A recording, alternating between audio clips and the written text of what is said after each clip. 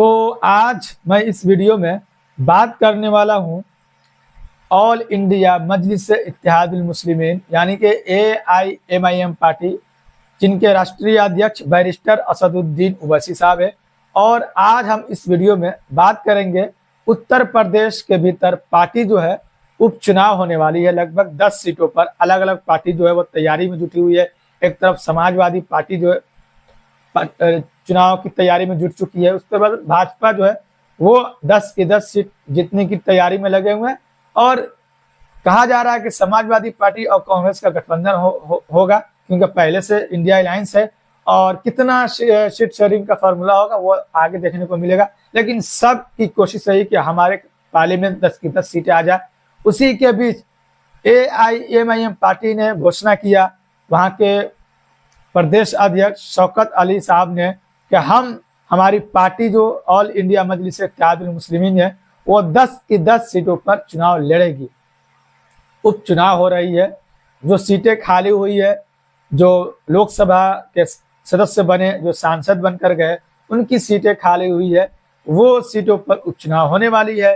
और 10 सीटें जो कि बहुत ही महत्वपूर्ण सीटें हैं, और इसलिए क्योंकि अभी जो उत्तर प्रदेश का जो समीकरण बदल गया 2024 लोकसभा के भीतर, जो हवा का रुख जो पूरा बदल गया, उसके हिसाब से बहुत ही महत्वपूर्ण ये सीटें रखती है किसके झोली में सीट जा रही है। इसमें से 5 सीटें जो है वो समाजवादी पार्टी की है। क्या वो फिर से जीत पाएगी या क्या उस पर होगा, वो तो रिजल्ट के दिन पता चलेगा। फिलहाल इस वीडियो में हम बात करेंगे समाजवादी पार्टी के बाद, जो कांग्रेस के गठबंधन के बाद, उसके बाद से बीजेपी के तैयारी के बाद MIM पार्टी की तैयारी कैसी है। तो MIM पार्टी की तैयारी भी बहुत मजबूत स्थिति में नजर आ रही है, और शौकत साहब हर विधानसभा में तैयारी में जुटे हुए हैं। और उन्होंने ऐलान किया कि हमारी पार्टी यानी AIMIM पार्टी 10 की 10 सीटों पर उपचुनाव लड़ेगी, जिसमें से एक मुरादाबाद की सीट है। मुरादाबाद की विधानसभा की सीट है कुंदर की, जो बहुत ही चर्चा में बना हुआ है। मुरादाबाद की सीट है जो कुंदर की, यहाँ के लोगों की ख्वाहिश है, लोगों की इच्छा है कि यहाँ से MIM पार्टी इस बार चुनाव जीत कर जाए। और वहाँ के लोग भी और MIM पार्टी के समर्थक भी, कार्यकर्ता भी काफ़ी मेहनत कर रहे हैं, काफ़ी जोश और जुनून के साथ मेहनत कर रहे हैं। क्योंकि अगर हम बात करते हैं तेलंगाना, महाराष्ट्र, बिहार और उत्तर प्रदेश के भीतर जो है पार्टी काफ़ी सक्रिय रूप में नज़र आती रहती है। भले सीट उत्तर प्रदेश के भीतर जीत नहीं पाती है, लेकिन काफ़ी एक्टिव मूड में नज़र आती रहती है पार्टी के नेता भी, कार्यकर्ता भी। और ये हम बात करेंगे मुरादाबाद के कुंदर की विधानसभा जो उपचुनाव जिस पर है, इस पर अलग अलग पार्टी का दावा है। एक तरफ समाजवादी पार्टी का दावा है, एक तरफ भाजपा का दावा है, और एक तरफ हो सकता है मायावती भी अपना कैंडिडेट दे दे, आजाद समाज पार्टी भी कैंडिडेट दे दे, और एक तरफ MIM पार्टी भी। तो 100% कैंडिडेट यहाँ से दिया जाएगा, उन्होंने ऐलान किया बाज़ाब्ता। और कुंदर की विधानसभा का एक तरीके से समीकरण जो है वो बदलता हुआ नजर आ रहा है। अगर MIM पार्टी यहाँ से टिकट दे दिया तो उन्होंने तो ऐलान किया है कि हम 10 की 10 सीटों पर चुनाव लड़ेंगे, लेकिन अभी टिकट का जो है वो ऐलान नहीं किया गया कि किनको टिकट कहाँ से दिया जाएगा। सबसे बड़ा सवाल ये है, और सबसे बड़ा सवाल यह है कि MIM पार्टी जो है वो चुनाव लड़ेगी।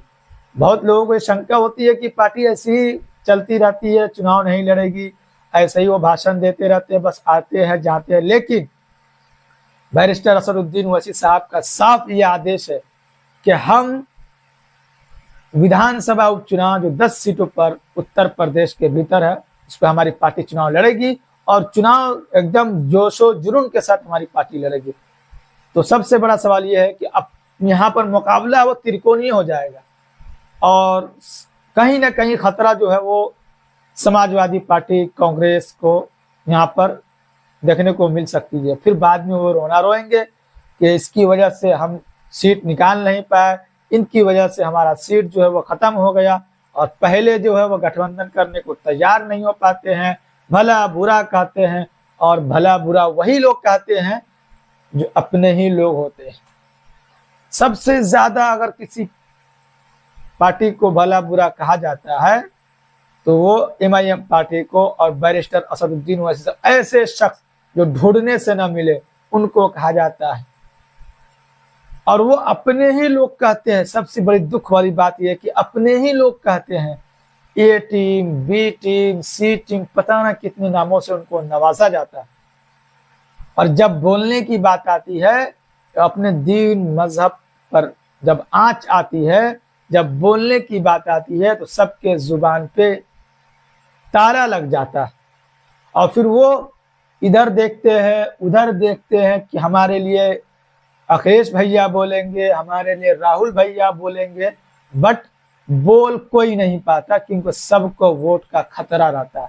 लेकिन अगर वोट का खतरा किसी को नहीं है तो वो सिर्फ एमआईएम पार्टी को और उनके नेताओं को नहीं है, उनको वोटों से मतलब नहीं है। अगर कहीं पर आंच आ गई दीन और मजहब पर तो उनको वोट से कोई मतलब नहीं, पहले उनका दीन मजहब को बचाना है। तो इसलिए कहा जाता है हमेशा कि आप अपने जमात को मजबूत करें, जमीनी स्तर पर जहां भी आपकी जमात हो, एमआईएम पार्टी हो, आप वहां पर इनको मजबूत करने का काम करें, ताकि आप जब अपने जमात को मजबूत करेंगे तो फिर आपके लिए वो हमेशा खड़े हुए नजर आएंगे। तभी उत्तर प्रदेश के भीतर उपचुनाव है जो 10 सीटों पर जो भी अपडेट होगा इस यहाँ से निकल कर आएगी वो मैं अब तक पहुंचाने का कोशिश करूंगा। अपडेट अभी तक यही निकल कर आई है कि 10 सीटों पर चुनाव लड़ेगी एमआईएम पार्टी, और किन किन को टिकट दिया जाएगा वो जब ऐलान होगा, और कहां से कौन को कैंडिडेट बनाया जा रहा, किस पे भरोसा पार्टी जताएगी, वो आगे मैं आपको किसी और वीडियो में बताने का कोशिश करूंगा। तो फिर आपसे मिलते हैं किसी और दिन किसी और वीडियो के साथ।